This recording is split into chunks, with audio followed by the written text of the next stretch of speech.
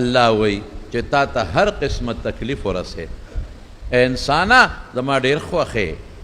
اے انسانا ډیره ښکلې ډانچه مې دله درکړې ده اے انسانا دا ټول کائمات مې ستا په ډیوټۍ مقرر کړي دي انسانه که دا نور مې پیدا کړی دی چې ډېر لوی قدرت او طاقت سره او دا سپومې او دا ستوري او دا اوبه او دا هوا او دا رڼا او تعالی مې دا ښکلی شکل درکړی دی انسانه نو چې تکلیف درته ورسي نو مایوسه کېږه ما ته چغه ووهه که نه دا تکلیفونه او دا بیماری او دا راحتونه او دا خوشحالۍ او دا غمونه او د دنیا کې دا ما څه درته ووایي دا ټول د الله په لاس کې دي نو الله وایي ما ته ولې چغه نه وی ته چې ناجوړه شي ډاکټر له منډه وی که نه او چې کله لاړ نه شي او زیات شي نو ډاکټر درته څه وایي یا دا خدای بنده نو ماله په وخت ولې نه راتلې په وخت به راغلی وې نو ما به انجکشن درته کړی دارو به مې دله درکړي ځکه دنیا د اسبابو ځای دی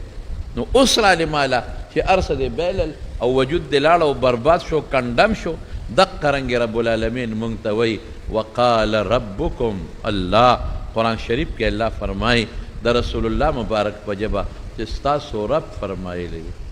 قال الله نه وایي قال ربکم هغه ذات چې ته د مور په ګېډه کې د یو معمولي نطفې نه څومره ښکلی انسان جوړ کړی هغه ذات چې د مور د ګېډې نه دنیا ته په کم قدرت راوویستی هغه ذات چې ښکلی شکل یې درکړه هغه ذات چې د ماشوموالي نه ورو ورو لوی کړی او زلمیتوب یې دله درکړه هغه ذات وایي ادعونی مانه وغواړه که نه بیماری راشي اسباب استعمال کا علاج وکړه خو ډاکټر به صرف ستا علاج کوي جوړول نشي کولی په دې علاج کې جوړوالی د الله کار دی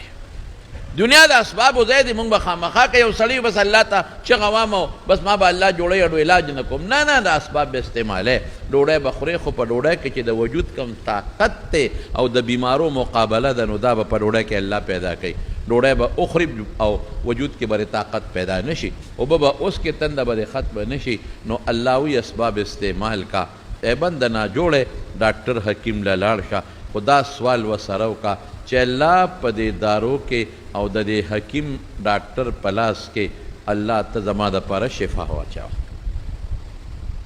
واده وکړه دا دنیا د اسبابو ځای د خامخا به کې پیغمبرانو کړي دي لیکن الله ته به لاس اوچتی چې الله زما دغه وس و چې ما واده وکړو د واده نه پس زما او زما د ښځې به ښکلی ژوند ماله ته راکې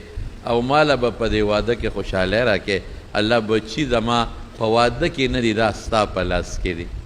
یهب لمن یشاء اناسا ویهب لمن یشاء الذکور او یزوجهم ذکرانا و اناسا ویجعل من یشاء عقیما واده به وکړي الله وایي جنکۍ در کوم هلکاڼو در کوم نه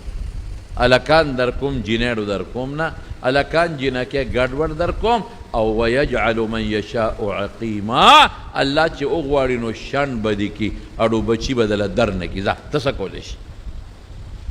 الله نه به وغواړي چې خدای ما واده ما زوی له واده وکړه ما لور واده کړه ما ځان له واده وکړه الله زما دغه وسو دې نه پس زما او د ښځې ښکلی ژوند ستا په لاس کې دی د دې نه پس زما او د ښځې نه اولاد پیدا کېدل ستا په لاس کې دي د بیمارو نه بچوالی ستا په لاس کې دی نو ای پروردګاره زما او د ښځې ښکلی د شریعت مطابق ژوند او زما او د ښځې له په دې کې وارثان راکا هغه وارثان چې زما نسب په هغې تر قیامته پورې جمدې پاتې شي زامن راله راکړه دا د الله کار دی الله به درکوي